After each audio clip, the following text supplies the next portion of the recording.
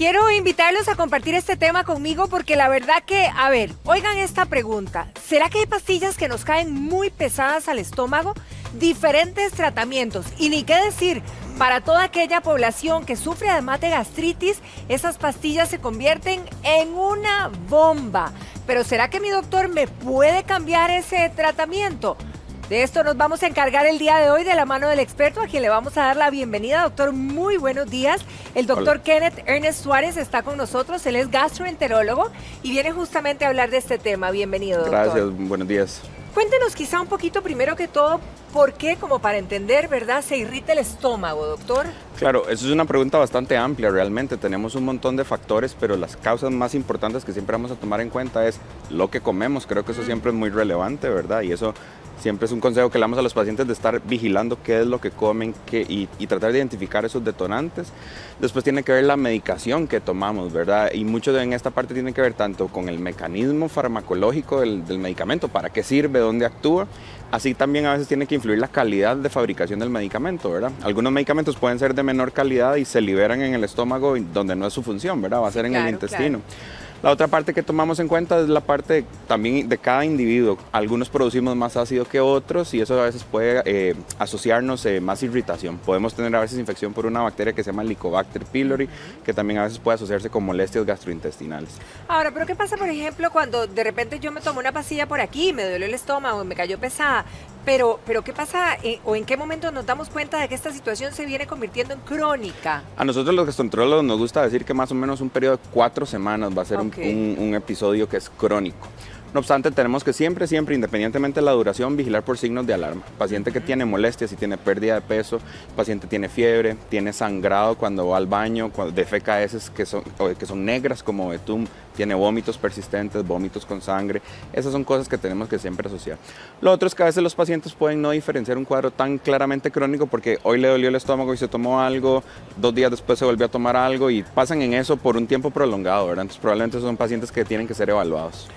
Si revisamos, por ejemplo, algunos alimentos, tenemos unos por allá, tenemos otros por aquí, pero de repente uno dice, bueno, ¿qué alimentos, verdad? Si me los como crudos, si me los como cocidos, pueden hacer la diferencia, digamos, en el impacto en nuestro estómago? Bueno, creo que siempre desde el punto de vista en frutas, vegetales, ensaladas, eso siempre es saludable consumirlo, ¿verdad? Claro. No obstante, algunos pacientes pues los van a tolerar mejor que otros. Vieras que mucho en la parte de alimentos crudos no tiene tanto que ver en el estómago per se, sino tienen que ver más en el proceso de digestión en el intestino delgado. Todos tenemos bacterias que viven en el intestino delgado y algunas pues tienden a fermentar estas fibras que consumimos, ¿verdad? Y en algunos pacientes pueden darle distensión, disconfort y que asocien con síntomas el consumo de estos alimentos. Hay algunos más irritantes que otros, ¿verdad? Siempre se ha dicho, por ejemplo, los picantes son irritantes, ¿verdad? Que aquí tenemos ejemplo de chiles, ¿verdad? Exactamente, que eso, y por ejemplo acá tenemos una cebolla, que la cebolla no se asocia tanto con molestias propiamente del estómago, sino también con esta fermentación que hablábamos, que algunos pacientes la toleran menos cruda que cocinada, por ejemplo. El ajo es otro buen ejemplo también que puede desatarle síntomas de distensión y malestar a los pacientes. Ahora, en lo que se refiere, pues aquí vemos una infusión o un tecito muy rico. Esto verdaderamente nos puede ayudar a todos en el caso, digamos, de problemas de gastritis, en el caso de que me cayó mal una medicina y siento que estoy como afectada de la pancita. Pero hay muchas veces que también nos excedemos en la cantidad de veces que tomamos este tipo de bebidas. ¿Qué tan bueno, qué tan malo, doctor? Bueno, no hay como evidencia clara en decir que sean perjudiciales, ¿verdad? Y sí se ha escrito té de manzanilla, té de menta, que pueden ayudar a aliviar sintomatología del tracto gastrointestinal. Sobre todo con este tipo de bebidas, no es una superior a la otra, entonces no hay una limitación. Sí hay que ver algunos pacientes, por ejemplo, que toman mucho té verde. Té verde en algunos pacientes pueden ser más sensibles y a dosis muy altas el hígado puede ser sensible a un exceso de té verde.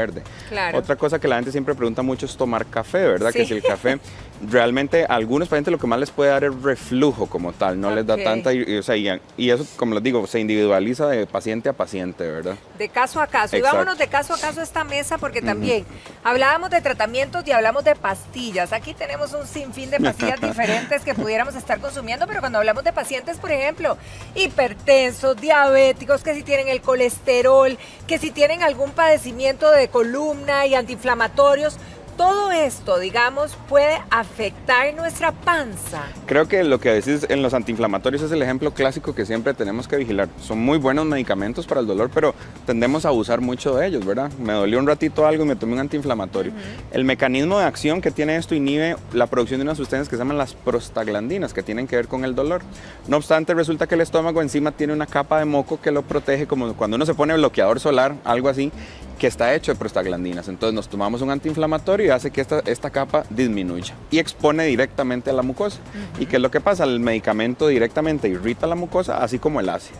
Y la analogía que yo siempre le digo a mis pacientes es como cuando uno se hace una herida y se echa después alcohol y le arde un montón. Claro. Eso mismo puede pasar a nivel del estómago, tanto por irritación de medicamentos, de alimentos y de la producción de ácido propiamente. Ahora, ¿las personas que padezcan de una gastritis son más propensos a que las pastillas le caigan mal en general? Va a depender de qué tan inflamado esté el estómago propiamente, ¿verdad? Y qué tanto hemos perdido esas barreras de protección que tenemos, ¿verdad? Por supuesto, un estómago irritado, que le estemos consumiendo un irritante, sí, claro, más probable que nos vaya a desatar síntomas. Ahora, ¿qué pasa? Porque también muchas mujeres son recurrentes en el comentario de que pastillas, por ejemplo, para el insomnio, para cuando están caíditas, quizá la depresión, se les caen verdaderamente como una bomba en el estómago. Sí, vieras que eso sí está descrito, que los pacientes que tienen trastornos de ansiedad, trastornos de depresión, son más propensos a tener molestias del tracto gastrointestinal. Eso ya está definido. Tenemos un montón de neuronas en el cerebro, pero en todo el intestino tenemos un montón de neuronas. Las mismas sustancias químicas que funcionan en el cerebro funcionan en las neuronas del tracto gastrointestinal. Entonces, tiene que ver por varios mecanismos. Uno, alteración de esas mismas neuronas del intestino que lo hacen más sensible. Claro. Dos, el efecto de los medicamentos. Los medicamentos, por supuesto, pueden tener efectos adversos. Hay unos que pueden dar diarrea, otros pueden dar estreñimiento, en otros pueden dar a veces dolores abdominales, sequedad de boca, etcétera, ¿verdad? Un amplio efecto, efectos adversos. Y la otra parte es que entonces estas pacientes consumen, digamos, hacen transgresión de la dieta, a veces no comen por periodos prolongados. Además, y eso puede asociarse con estados de hipersecreción de ácido. Ahora, doctor, aquí viene la pregunta del millón, ¿verdad? ¿Será que, bueno, porque se supone que tengo un tratamiento porque me va a caer bien a lo que estoy padeciendo, pero si me está complicando la panza, ¿pueden cambiarme el tratamiento? O la pregunta sería adicional, ¿o pueden darme algo paralelo para que me proteja la pancita? Ok, esa es una muy buena pregunta. Yo creo que número uno, el paciente no debería automedicarse, tiene que comentarlo con el médico. Sí. Yo creo que a uno como médico prefiere que el paciente le diga, me cae mal el medicamento y no me lo quiero tomar, a que me venga y me diga que me lo estoy tomando y no se lo tome realmente, claro, ¿verdad? Porque no estamos obteniendo el beneficio que esperamos del medicamento.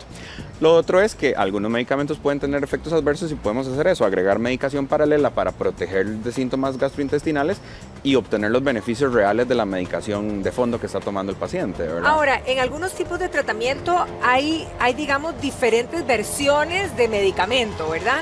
Que a lo mejor algunos podrían probarse para ver si no me caen tan mal a la panza. ¿Esto el doctor lo haría? Hay algunas cápsulas, por ejemplo, como estas que tienen que se llaman cubiertas entéricas, ¿verdad? Que lo que están hechos para evitar o proteger que el medicamento no se libere tanto en el estómago y se libere en el intestino delgado, que es donde se va a absorber y eventualmente hacer su efecto. Algunos, como decía antes, la calidad de los medicamentos puede influir y que estas cápsulas se abran de una vez en el estómago y eso causa un irritante ahí porque no es el sitio donde tiene que liberarse. ¿Y eso depende de qué lo cubra? ¿De qué lo cubra? Tiene que ver a veces la marca del medicamento, el proceso de manufactura que tiene, ¿verdad?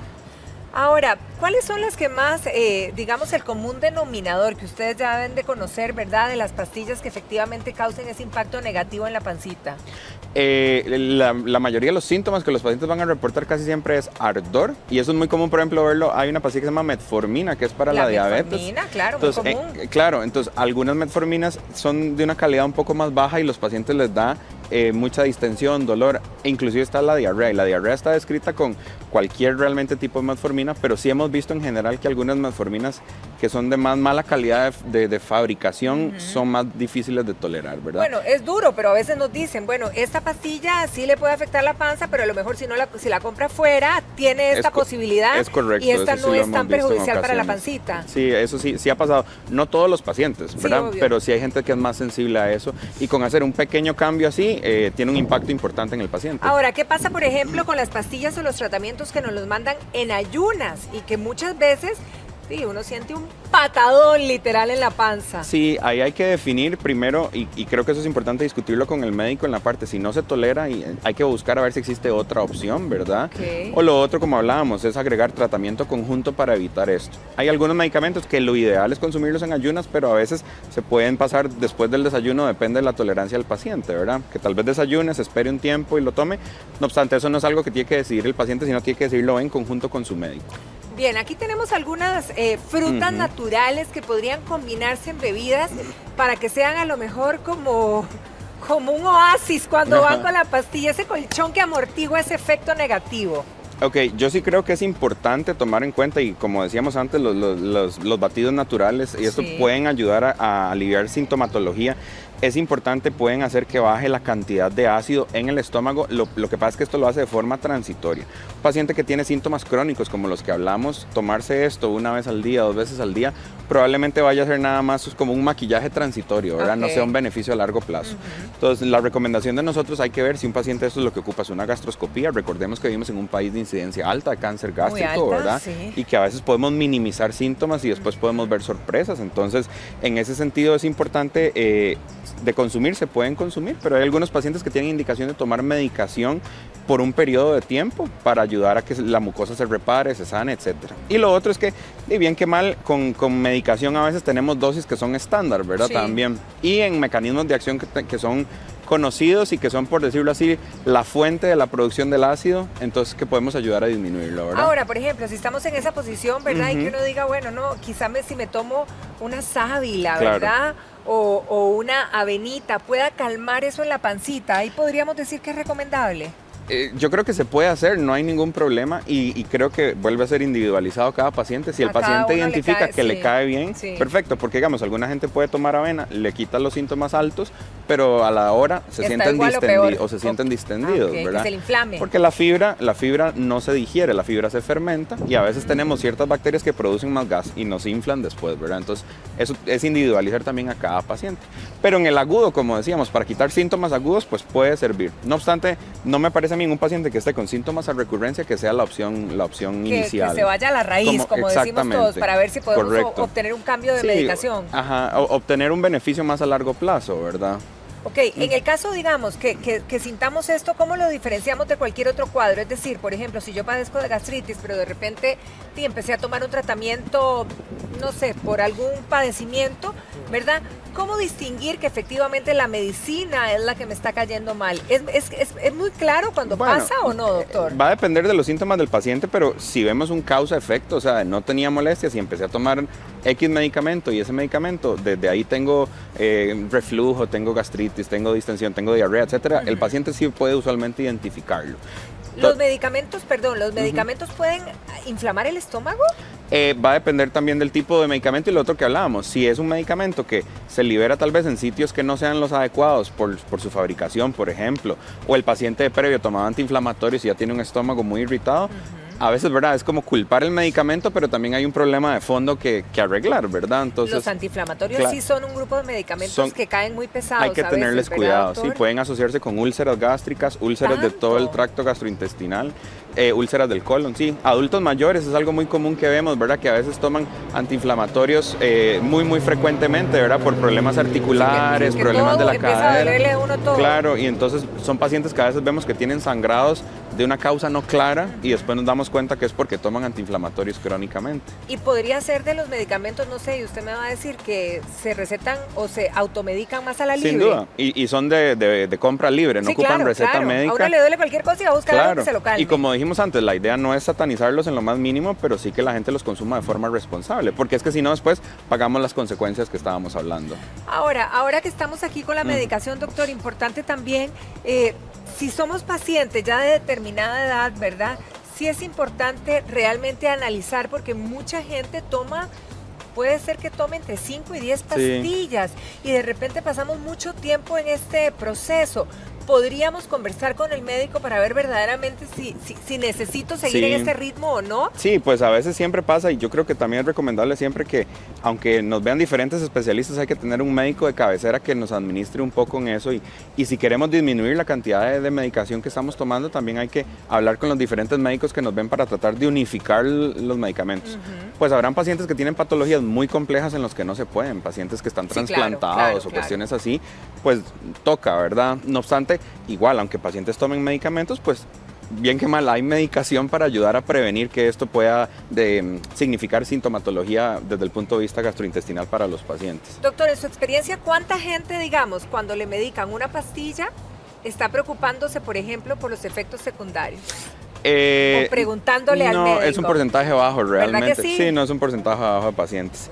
Y tenemos padecimientos que sí deberíamos de preguntar para que no se alteren otras cosas en nuestro cuerpo. Sí, sin duda.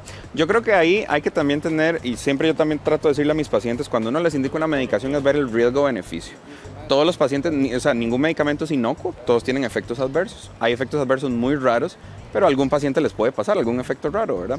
Lo que uno va a decir es, me voy a tomar esta pastilla porque el beneficio que me va a dar es mayor que el riesgo al que me estoy exponiendo, ¿verdad? Y habrán contextos de pacientes en que medicamentos que son fuertes, por decirlo de alguna forma, sí el beneficio sobrepasa el riesgo, pero va a depender también de qué paciente y qué tipo de medicación es. Y quizá para terminar, doctor, con respecto a la alimentación, si estamos en este proceso, ¿verdad?, de que estamos padeciendo mucho, ¿hay alimentos que del todo no deberían estar en nuestra lista?